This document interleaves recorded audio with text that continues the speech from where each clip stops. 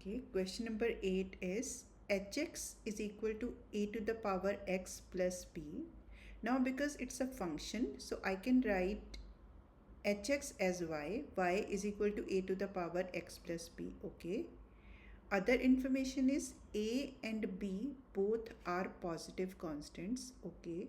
A and b both are positive, point taken. The graph of y is equal to hx, that means this one, in the xy plane passes through the point 0, 10. That means if I just plug in y as 10 and x is 0, it will satisfy the equation. When it says it passes through these points, that means these points will satisfy our equation. So let's just plug in 10 at place of y and 0 at place of x plus b. Now any number raised to power 0 is 1. So it's 1 plus b. Subtracting 1 on both sides, we can find the value of 9. It is positive, correct.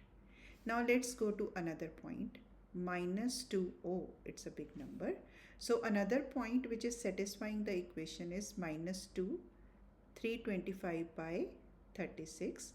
That means this value of y and this value of x will satisfy the equation. Now let's do it. So y is 324 by 36 is equal to a to the power minus 2, and b we have already calculated, which is 9. It's a big number. Let's see what happens. 324 by 36 minus 9 is, it's 325 minus 9 is equal to a to the power minus 2. Okay, let's apply butterfly method. So 325 times 1 minus 9 times 36, that is butterfly method, minus, okay, that is 324 divided by 36 times 1, which is 36, is equal to a to the power minus 2. So it's it has been reduced to 1 over 36. It's a small number, a to the power minus 2.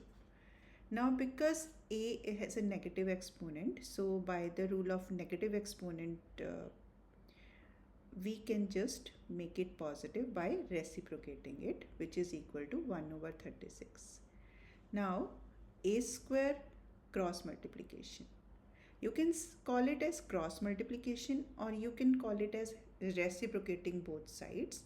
So a square is equal to 36, taking square root of both sides, 36 square root. So a is equal to plus minus 6, right? Let's see. Suppose you have a square and square root of it, right? So you can also write it as a square, and this square root sign is actually 1 by 2 power. So it's a 2 by 2, which is cancelled, and that is left with a only. Also, when you square root, for example, if you are doing square root of 36, you are writing plus minus 6. Because when you square 6, you get 36. And when you square negative 6, again you get 36. So whenever you have to square root some number, write both the numbers. Yes, that is another thing, that our question is demanding only positive values. So I have to choose only 6, not negative 6, because our question is saying that a and b both are positive values. So now b is 9 and a is 6. Okay, so b is equal to 9 and a is equal to 6, and we need to calculate the value of ab. So b is 9 and a is 6. So 6 times 9 is 54.